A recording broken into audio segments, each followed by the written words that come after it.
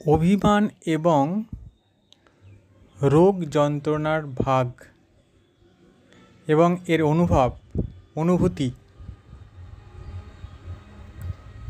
অন্য মানুষ নিতে পারে না বা বুঝতে পারে না বললেই চলে।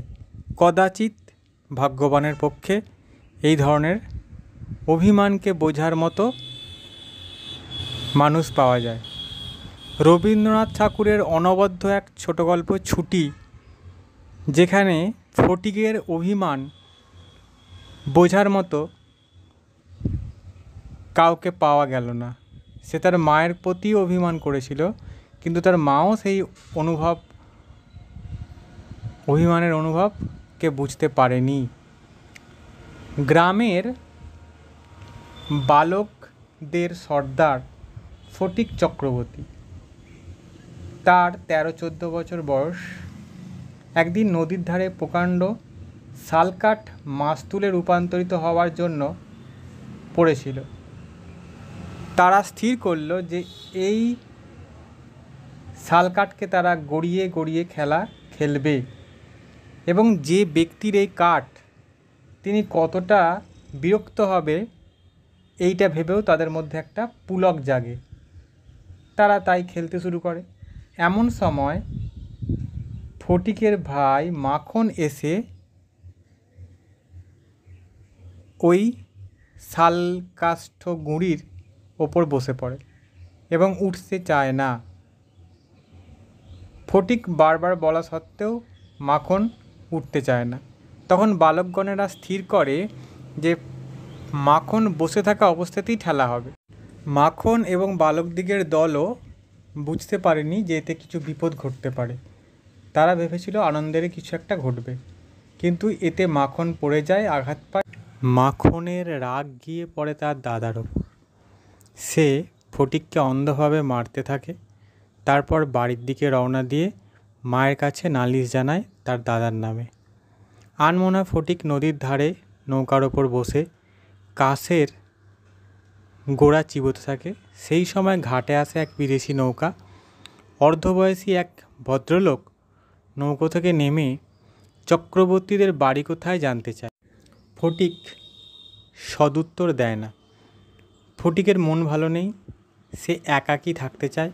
কিন্তু কিছুক্ষণ পরেই বাঘাবাগদির সক্রিয় চেষ্টায় ফটিককে বাড়ি যেতে হয়। মায়ের সামনে মাখন মিথ্যা বলে ফটিককে অপরাধী প্রমাণ করতে চাইলে ফটিক মাখনের গালে সবেগে এক চড় কষায়। মা মাখনের পক্ষ নিলে ফটিক অভিমানী হয়ে ওঠে এবং মাকে পর্যন্ত ঠেলে দেয়। ঠিক সেই মুহূর্তে এক বিদেশি বাবু বাড়িতে আসেন। তাকে দেখেই ফটিকের মা বিস্ময়ে আনন্দে দাদা বলে প্রণাম করেন। সেই ভদ্রলোকের নাম হলো বিশ্বম্ভর বাবু এবং সেই ভদ্রলোক হচ্ছেন ফটিকের মামা।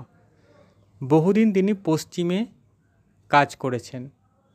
বাড়ি ফিরে বোন ভাগ্নেদের দেখতে এসেছেন। ফটিকের মায়ের বিয়ের পর তিনি একবারও আসেননি। ইতিমধ্যে ফটিক ও মাখনের জন্ম হয়েছে, তাদের বাবাও মারা গেছে। তারা ক্রমশ বড় হয়ে উঠছে। দাদার না আসা নিয়ে ফটিকের মায়ের কিছু অভিমানও আছে। মামা তখন প্রস্তাব দেয় যে ফটিককে নিয়ে যাবে এবং তাকে শহরে কলকাতায় পড়াশোনা করাবে। অভিমানী ফটিক এক কথায় রাজি হয়ে যায়। এত সহজেই ফটিক রাজি হয়ে যাওয়ায় তার মা একটু অবাকই হন। ফটিক কলকাতায় যাওয়ার সময় তার সমস্ত খেলার সরঞ্জাম উত্তরাধিকারী হিসেবে মাখনকে দিয়ে যায়। বালকদের সর্দার ফটিক কলকাতায় এলে তার মামার বাড়িতে তার মামির কাছে খুব একটা সমাদর পায় না। মামি তাকে নতুন একটা বোঝা বলে মনে করে। গ্রামের মুক্ত পরিবেশে মানুষ হওয়া ফটিক শহরের যান্ত্রিক পরিবেশকে মানিয়ে নিতে পারে না। বিদ্যালয়ে মাস্টারমশাইদের কাছে বকা খেলে তার মামাতো ভাইয়েরা অন্যদের অপেক্ষা বেশি খুশি হয়। তার মামিও তাকে অনেক কাজকর্ম করতে দেয়। সে প্রবল উৎসাহে কাজগুলো করে দেওয়ার পরেও মামি তাকে প্রশংসা করে না। একদিন সে একটি বই হারিয়ে ফেলে, তার মামি তাকে খুব বকাঝকা করে। ফটিক মুক্তি চায়, সে বাড়ি ফিরতে চায়, কিন্তু পুজোর ছুটি না হওয়া অবধি তাকে অপেক্ষা করতে হয়। কার্তিক মাসের পুজোর ছুটিতে মামা তাকে বাড়ি নিয়ে যাবে, এই আশ্বাস দিলেও তার মন অপেক্ষা করতে চায় না। শ্রাবণের অবিশ্রান্ত ধারায় জ্বর গায়ে একদিন কাউকে কিছু না জানিয়েই সে পালিয়ে যায়। প্রবল বৃষ্টির মধ্যে পুলিশের গাড়ি আবার তাকে পৌঁছে দেয় মামার বাড়ি। জ্বর ক্রমশ বেড়েই চলে। প্রবল জ্বরে প্রলাপ বকতে থাকে ফটিক। মামা অস্থির হয়ে চিকিৎসক ডাকে এবং ফটিকের মাকে খবর দেওয়া হয়, কিন্তু পরিস্থিতি ভালো না ঠেকায় রুমালে চোখ মোছেন মামা। ফটিক প্রলাপ বকতে থাকে, এক বাঁও মেলে না, দো বাঁও মেলে না। কলকাতায় আসবার সময় কতকটা রাস্তা স্টিমারে আসতে হয়েছিল। খালাসিরা কাছি ফেলে সুর করে জল মাপত। ফটিক প্রলাপে তারই অনুকরণে করুণ স্বরে জল মাপছে এবং অকুল সমুদ্রে যাত্রা করছে। বালক রশি ফেলে কোথাও তাহার তল পাচ্ছে না। এমন সময় ফটিকের মা ঝড়ের মতো ঘরে প্রবেশ করল। উচ্চ স্বরে শোক করতে লাগলেন। ডাকলেন, ফটিক সোনা মানিক আমার। ফটিক যেন অতি সহজেই তাঁর মায়ের এই কথার উত্তর দিল, মা আবার ডাকলেন, ওরে ফটিক, বাপধন রে।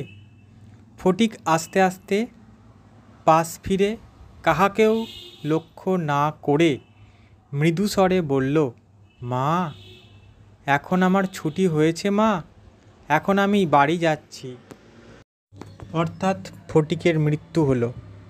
বেদনাদায়ক একটা গল্প, যা মনকে ভারাক্রান্ত করে। এমন সৃষ্টি বোধহয় রবীন্দ্রনাথ ঠাকুর ছাড়া আর কারোর পক্ষেই সম্ভব নয়।